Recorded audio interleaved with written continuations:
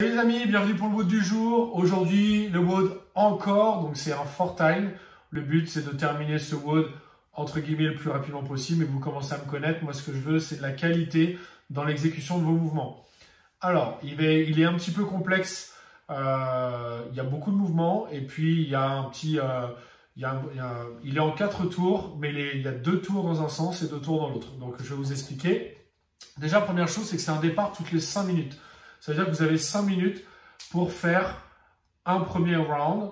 Et ensuite, le temps qu'il vous reste pour, si vous avez fini avant les 5 minutes, c'est du temps de récupération. Et puis après, quand vous arrivez aux 5 minutes, vous repartez pour un deuxième tour. Et là, même chose, vous effectuez par exemple ce deuxième tour en 3 minutes. Et il vous reste 2 minutes de récupération avant de démarrer sur le troisième tour. Et puis après, même chose pour démarrer sur le quatrième tour.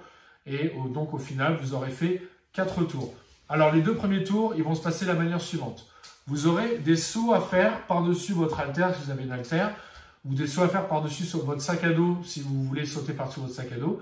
Et si vous jugez que votre sac à dos est trop gros, trop volumineux et que vous appréhendez de sauter par-dessus, dans ces cas-là, trouvez quelque chose d'autre pour sauter. Par exemple, ça peut être une paire de chaussures, ça peut être une bouteille d'eau, ça peut être un rouleau de massage, ce que vous voulez. Alors, c'est 21 reps de ça. Et ensuite, vous allez avoir 3 mouvements avec charge qui vont se décomposer de la manière suivante, 12, 9, 6. Ok? Alors, je vous explique la première chose, ça va être les sauts par-dessus votre sac ou par-dessus le rouleau. Donc, si mon sac est au sol, ici, je vais dire sauter par-dessus, c'est un aller-retour qui compte comme une répétition. Donc, je peux me mettre comme je veux, je peux rester de profil ou je peux me mettre de face. Si j'appréhende un peu de sauter par-dessus un sac, je me mets de face, c'est plus simple. Je saute par-dessus mon sac, je reviens et là, ça me fait une rep. Ok? Et si je veux sauter de profil, c'est la même chose. Je suis ici, hop, hop, une rep. Ok?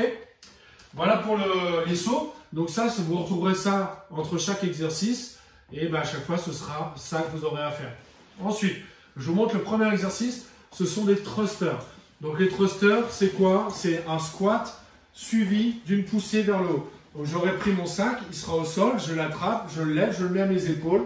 Et là, je vais descendre en squat. Je me relève, je pousse au-dessus de la tête.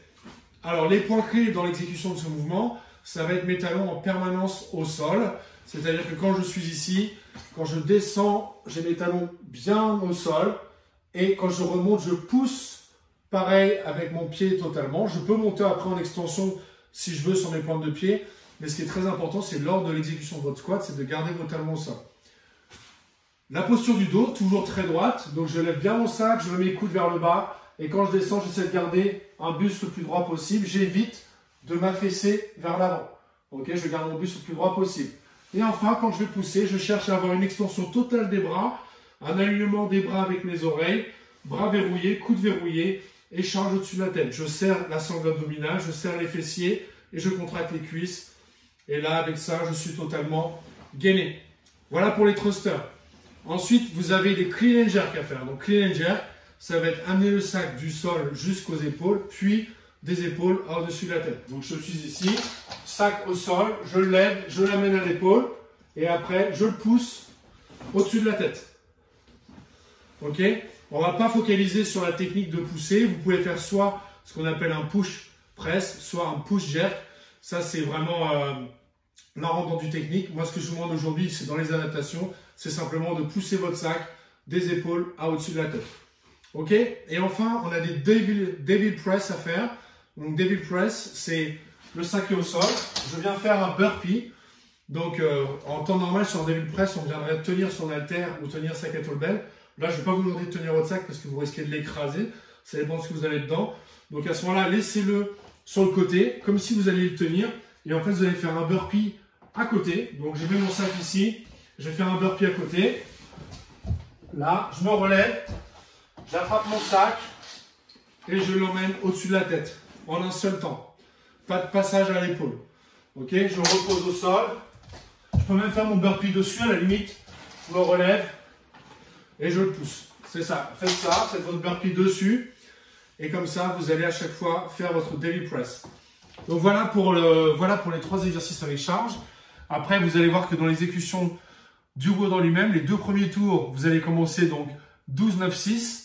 Avec d'abord les thrusters, ensuite les clean and jerk et enfin les devil press.